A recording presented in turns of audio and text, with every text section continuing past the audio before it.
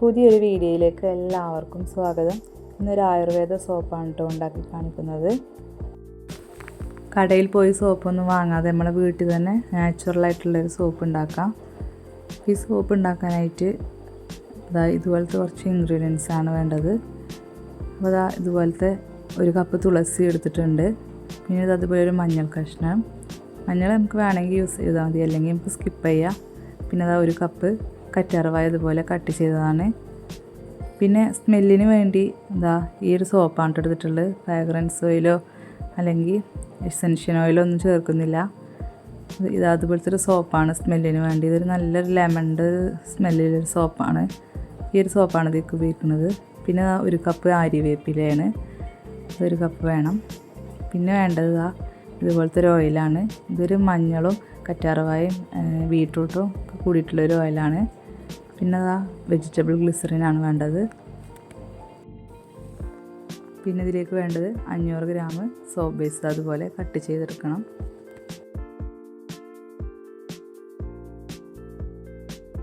ഇനി ഇൻഗ്രീഡിയൻസ് എല്ലാം നന്നായിട്ടൊന്ന് അരച്ചെടുക്കണം. പിന്നെ ഇതുപോലത്തെ ഒരു മിക്സിൻ്റെ ചെറിയ ജാർ എടുത്തിട്ട് അതെല്ലാം കൂടെ ഇതിൽ നന്നായിട്ടൊന്ന് അരക്കുക. ഇതിലേക്ക് വെള്ളം ചേർക്കേണ്ട ആവശ്യമില്ല. ഈ കറ്റാർവാഴൻ്റെ ജെല്ലിന് നല്ല വെള്ളം ഉണ്ടാകും, നമുക്ക് വേറെ വെള്ളം യൂസ് ചെയ്യേണ്ട ആവശ്യമില്ല. അതുപോലെ മഞ്ഞൾ ഇതുപോലെ ചെറുതായി കട്ട് ചെയ്തിട്ട് എടുക്കാം. മഞ്ഞൾ വേണ്ടാത്തവർക്ക് യൂസ് ചെയ്യേണ്ട ആവശ്യമില്ല.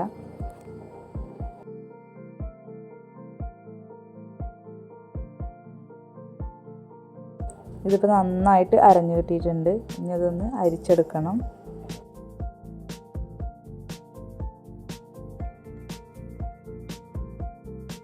ഒരു അരിപ്പയിൽ വെച്ചിട്ടോ അല്ലെങ്കിൽ ഇതുപോലെ നെറ്റിൻ്റെ ഒരു തുണി വെച്ചിട്ടോ ഇത് അരിച്ചെടുക്കാവുന്നതാണ്.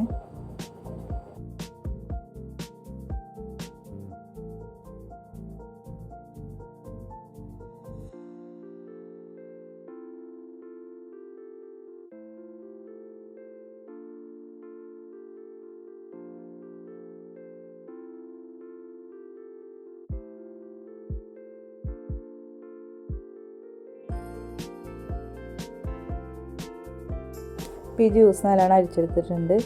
ഇതുപോലത്തെ ഒരു കയ്യിൽ 4 കയ്യിലാണ് കേട്ടോ ഈ ജ്യൂസ് ഉള്ളത്. ഇതിലേക്ക് 1 ടേബിൾ സ്പൂണ് ഗ്ലിസറിന് ചേർത്തെടുക്കാം. ഇത് വെജിറ്റബിൾ ഗ്ലിസറിനാണ്. വെജിറ്റബിൾ ഗ്ലിസറിന് ഒരുപാട് ഗുണങ്ങളുണ്ട്. നമ്മൾ മുഖത്തെ പാടുകളും ചുളിവുകളും ഒക്കെ മാറാനൊക്കെ ഈ വെജിറ്റബിൾ ഗ്ലിസറിന് ഉപയോഗിക്കാം. പിന്നെ ഇതിലേക്ക് ചേർത്തെടുക്കുന്നത് ഈ മഞ്ഞളുടെ എണ്ണയാണ്. മഞ്ഞളും കറ്റാർവാഴയും പിന്നെ അതുപോലെ ക്യാരറ്റും ബീട്രൂട്ടൊക്കെ കൂടി ഉണ്ടാക്കിയൊരു മഞ്ഞളെണ്ണയാണ്. ഈ എണ്ണ ഇതിലേക്ക് 1 ടീസ്പൂൺ ചേർത്ത് കൊടുക്കുക. ഈ ഓയിലിന് പകരം വിറ്റാമിൻ ഇ ഓയിലോ അല്ലെങ്കിൽ സാധാ വെളിച്ചെണ്ണ ഇതിന് പകരമായിട്ട് 1 സ്പൂൺ ചേർത്ത് കൊടുത്താൽ മതി. വിറ്റാമിൻ ക്യാപ്സ്യൂളാണെങ്കിൽ 2 3 ഒക്കെ മതി. ഇനി soap base double boil method വെച്ചിട്ട് ഇതുപോലെ ഉരുക്കിയെടുക്കുന്നതാണ്. ഇതിന് സ്മെല്ലിന് വേണ്ടി ഫ്രാഗ്രൻസ് ഓയിലോ എസെൻഷ്യൽ ഓയിലോ ഒന്നും ചേർക്കുന്നില്ല. ഈ ഒരു സോപ്പ് അതുപോലെ കട്ട് ചെയ്തിട്ട് അതാണ് സ്മെല്ലിന് വേണ്ടി ചേർത്ത് കൊടുക്കുന്നത്. അപ്പോൾ നമുക്ക് സ്മെല്ലൊന്നും കിട്ടാത്തവർക്കൊക്കെ ഈ മെത്തേഡിലൊന്ന് ചെയ്ത് നോക്കിയാൽ മതി. പക്ഷേ ഈ മെത്തേഡിൽ ചെയ്യുമ്പോൾ ഈ സോപ്പൊന്നും സെയിൽ ചെയ്യാൻ പറ്റില്ല കേട്ടോ. നമ്മളെ വീട്ടാവശ്യത്തിന് വേണ്ടിയൊക്കെ അങ്ങനെ ഉപയോഗിക്കാം. അപ്പോൾ ഈ സോപ്പ് ബേസ് അതുപോലെ ഉരുകി വന്നിട്ടുണ്ട്. ഈ നേരം നമുക്ക് കട്ട് ചെയ്ത് വെച്ച സോപ്പ് ഇതിലേക്ക് ചേർത്ത് കൊടുക്കാം. ഈ കട്ട് ചെയ്ത സോപ്പും ഈ സോപ്പ് ബേസും കൂടെ ഒന്നുകൂടെ നന്നായിട്ടൊന്ന് ഉരുകി വരണം. എന്നിട്ടുള്ള നമ്മൾ ജ്യൂസാക്കി വെച്ചതിലേക്ക് ചേർത്തെടുക്കാൻ പാടുള്ളൂ. കഴിഞ്ഞ വീഡിയോയിലൊക്കെ ഒരുപാട് പേര് ചോദിച്ചിരുന്നു സ്മെല്ലിന് എന്താ ചേർക്കുക എന്നുള്ളത്. സ്മെല്ലിനൊന്നും കിട്ടിയില്ലെങ്കിൽ അതുപോലെ ഒരു സോപ്പ് ചേർത്താൽ മതി. അതുപോലെ നന്നായിട്ട് ഈ സോപ്പും ഈ സോപ്പ് ബേസും നന്നായിട്ട് ഉരുകി വന്നിട്ടുണ്ട്. ഇനി ഇതിലേക്ക് നമ്മൾ അരിച്ച് വെച്ച ജ്യൂസ് ചേർത്ത് കൊടുക്കാം. മുഴുവനായിട്ട് ചേർത്ത് കൊടുക്കാം. ഇത് ഒഴിച്ച് കൊടുക്കണേ നേരെ ഇതാക്കണ ഈ സോപ്പ് ബേസിൻ്റെ കളറൊന്ന് മാറുന്നുണ്ട്. മഞ്ഞൾ ചേർത്ത് കൊടുത്തുകൊണ്ടാണ് ഈ ബേസ് നല്ലൊരു ചുവന്ന കളറായി കാണുന്നത്. മഞ്ഞൾ ചേർത്ത് കൊടുത്തിട്ടില്ലെങ്കിൽ ഇതൊരു ഗ്രീൻ കളറിലൊരു സോപ്പായിട്ടാവും കിട്ടുക. നല്ല കളറിലൊരു സോപ്പായിരിക്കും. അപ്പോൾ മഞ്ഞൾ ചേർത്തുകൊണ്ടാണ് ഈ ഒരു കളറിൽ കിട്ടുന്നത്. ഒരു 2-3 മിനിറ്റ് ഇത് ചെറിയ സിമ്മിലാക്കിയിട്ട് ഇതിങ്ങനെ ചൂടാക്കി എടുക്കണം. ഇത് സിലിക്കൻ്റെ സോപ്പ് മോൾഡാണ്. ഇതിലൊരു 80 ഗ്രാമൊക്കെ ഉണ്ടാവും കേട്ടോ സോപ്പ്.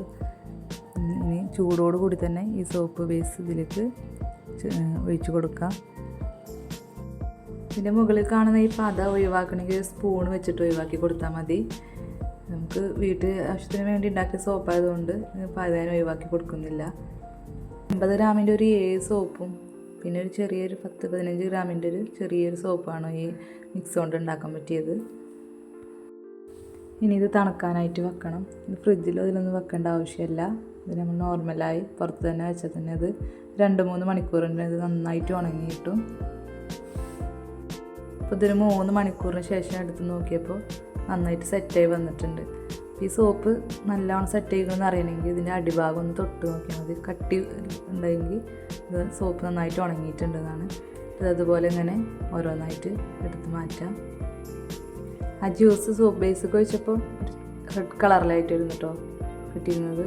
അപ്പോൾ ഇത് സോപ്പ് നന്നായിട്ട് സെറ്റായി വന്നപ്പോൾ ഒരു ഗ്രീൻ കളറിലായിട്ട് സോപ്പ് കിട്ടിയിട്ടുണ്ട്.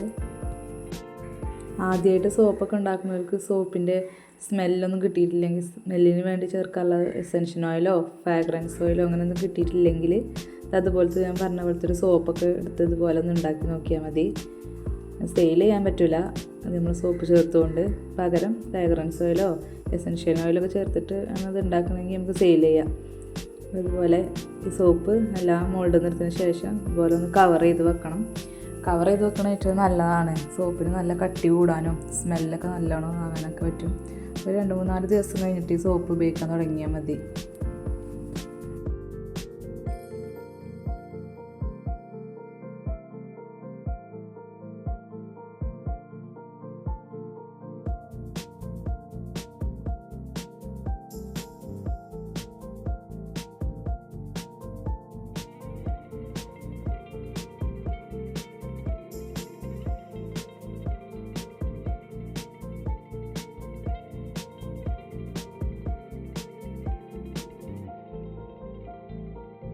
എല്ലാ സോപ്പും ഇതാ അതുപോലെ കവർ ചെയ്ത് വെച്ചിട്ടുണ്ട്. ഇനി 2-3 ദിവസം കഴിഞ്ഞിട്ട് ഈ സോപ്പ് ഉപയോഗിക്കാൻ തുടങ്ങാം. അപ്പോൾ ഈ വീഡിയോ എല്ലാവർക്കും ഇഷ്ടപ്പെട്ടാൽ ലൈക്ക് ചെയ്യാനും ഷെയർ ചെയ്യാനും കമൻറ്റ് ചെയ്യാനും കൂടെ സബ്സ്ക്രൈബ് ചെയ്യാനും മറക്കരുതേ.